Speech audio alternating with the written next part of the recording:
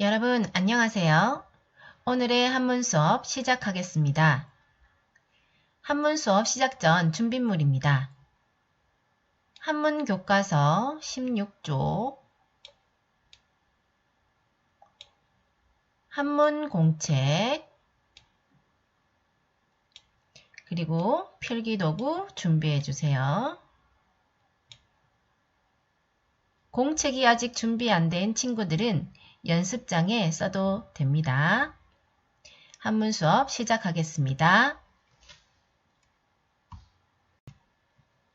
오늘 배울 내용의 주제는 그림이나 기호로 표현한 한자인데요. 인간이 처음 사건과 사물을 표현하거나 기록한 방법은 그림 문자였습니다. 그림으로 표현하기 어려운 것은 그림과 기호를 결합하였죠. 한자도 그 처음은 그림 문자에서 시작되었습니다. 오늘 수업에서는 한자를 만드는 원리 중 상형과 지사를 익히고 한자들의 변천 과정으로 한자가 만들어진 원리를 이해해보는 시간을 가져볼게요. 그럼 오늘의 학습 목표 다 같이 한번 읽어봅시다. 1번 한자의 모양, 뜻을 구별할 수 있다. 2번 상형자와 지사자가 만들어진 원리를 구별할 수 있다. 자, 그럼 교과서 16쪽 생각 열기를 다 같이 한번 볼까요? 다음 아이콘과 표지판이 만들어진 원리를 생각해 보자. 자, 1번부터 4번까지 그림이 나오는데요. 각각은 어떤 원리로 만들어진 표지판인지 아이콘인지 한번 생각해 봅시다. 자, 시간을 줄게요.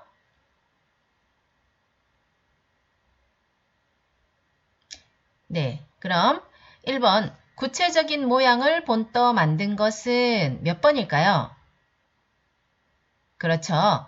1번과 2번이 되겠습니다. 자, 2번 방향이나 금지 등 추상적인 생각이나 뜻을 기호로 표현한 것은 그렇죠. 3번과 4번입니다. 자, 그럼 여기서 1번과 2번은 각각 편지 봉투와 소화기의 모양을 직접 본떠서 표현하였고 3번과 4번은 방향을 나타내는 추상적인 생각이나 뜻을 선으로 기호화해서 표현한 것이죠. 그럼 여기서 1번과 2번은 모양을 본떠서 만든 상형의 원리에 해당하는 아이콘이고요. 3번과 4번은 추상적인 생각이나 뜻을 선으로 이렇게 기호화해서 나타낸 지사의 원리로 만든 표지판이 되는 것입니다.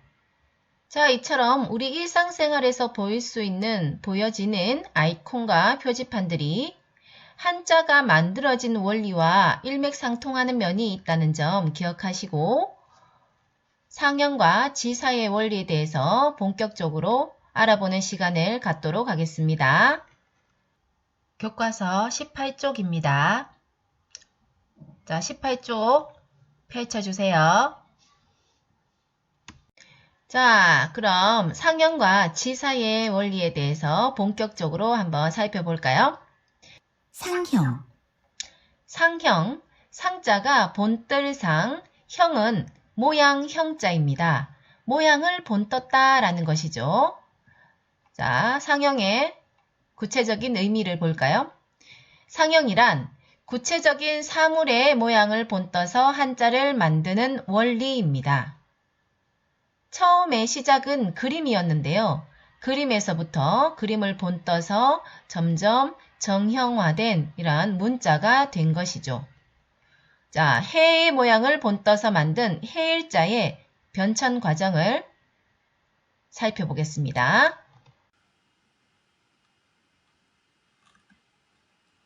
자, 시간의 변화에 따라서 점점 문자화 된 것이죠.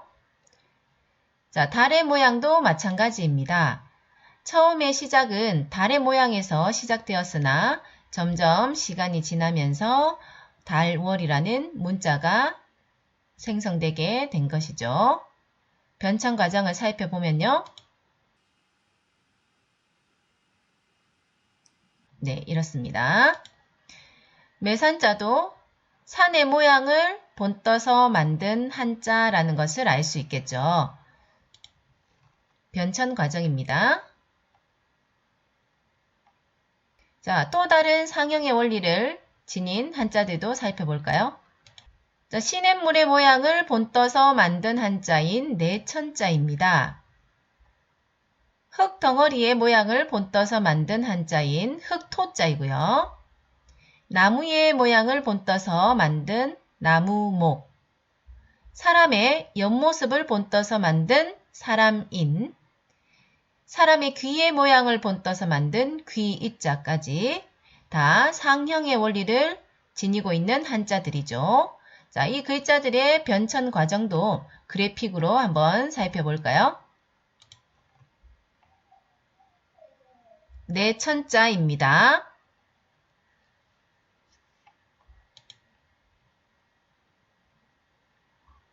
흙토입니다. 나무목입니다. 사람의 옆모습을 본떠서 만든 사람인, 귀의 모양을 본떠서 만든 귀이, 자, 눈의 모양을 본떠서 만든 눈목, 입의 모양을 본떠서 만든 입구, 손의 모양을 본떠서 만든 손수, 발의 모양을 본떠서 만든 발족자까지 다 상형의 원리를 가진 한자들입니다. 눈목자의 변천 과정이죠. 입구의 변천 과정입니다. 손수, 발족. 자, 그림을 보면서 잘 이해가 되었나요? 그 처음의 시작은 그림으로부터 시작하였고 시간의 변화에 따라 정형화된 한자가 된 것입니다. 자, 이번엔 지사의 원리입니다. 지사, 자, 지사, 지자가 가리킬 지, 사는 일사. 어떤 추상적인 일을 가리킨다 라는 뜻인데요. 자, 뜻은요, 의미는 구체적인 사물이 아닌 추상적인 개념을 점이나 선으로 기호처럼 표현하여 한자를 만드는 원리입니다. 자, 예를 들어서 우리가 위상자를 보시면 위라는 공간은 눈에 보이지 않아요. 그래서 기준선을 정해놓고 기준선 위에 점을 찍어서 위라는 뜻을 나타내는 한자인 윗상자가 된 것입니다. 아래 하자도 마찬가지로 기준선을 정해놓고 기준선 아래에 점을 찍어서 아래라는 뜻을 나타내게 된 것이죠. 자, 각각 이 한자들의 변천 과정을 살펴보면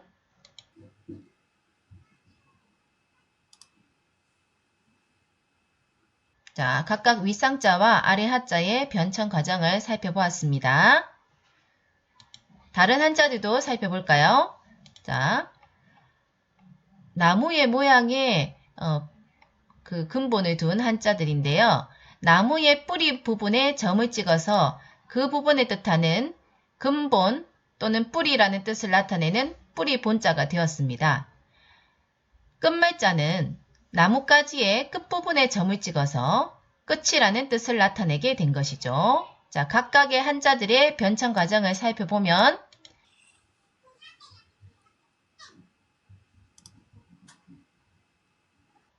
자, 하나, 일, 둘, 이, 셋, 삼자도 마찬가지로 지사의 원리에 해당하는 한자들인데요.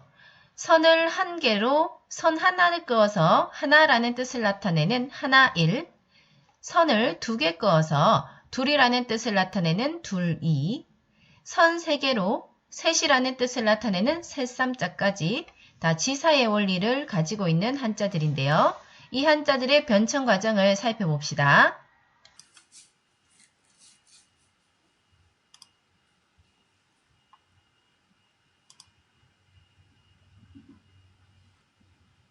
그럼 여기서 한자가 사물의 모양과 별로 비슷하지 않다라고 생각하는 친구들도 있을 텐데요. 영상을 보면서 궁금증을 해결해 보도록 합시다. 식물의 모양과 별로 비슷하지 않아요. 라는 의문이 드는 학생이 있을 수 있습니다. 오늘날 볼 수 있는 가장 오래된 한자는 중국 고대 은나라 때 갑골에 새겨놓은 글자입니다. 갑골문이라고 부르죠. 갑골에 새겨진 글자를 보니 사물의 모양을 나름 정교하게 표현했네요. 온전한 글자의 형태라기보다는 그림 문자에 더 가깝죠. 처음부터 지금의 한자 모양으로 만들어 썼던 것이 아니었습니다.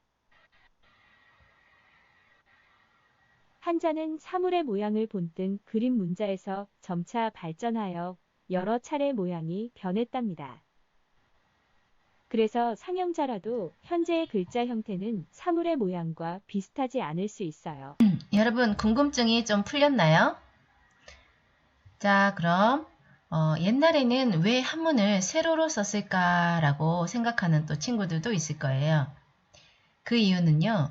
종이가 발명되기 전에는 한자를 거북의 배딱지나 짐승의 뼈에 새겼기 때문에 딱딱한 표면에 새기기 어려운 곡선보다는 주로 직선의 획을 이용해서 한자를 만들게 되었답니다. 그 이후에는 가늘고 긴 주간, 주간이라는 것은 오른쪽에 보이는 그림처럼 글자가 쓰인 대나무 조각을 뜻합니다. 이 주간의 글자를 기록하게 되면서 나무의 결에 따라 세로 형태로 글을 쓰게 되었다는 겁니다. 그럼 오늘 배운 내용을 정리해 볼까요? 구체적인 사물의 모양을 본떠서 한자를 만드는 원리인 상형자에 대해서 배웠는데요.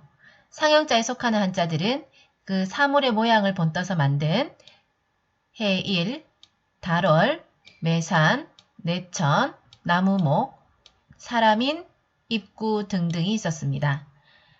자, 그와 반면에 구체적인 사물의 모양이 아닌 추상적인 생각이나 느낌을 점이나 선으로 표현한 한자에 대해서 배웠는데요.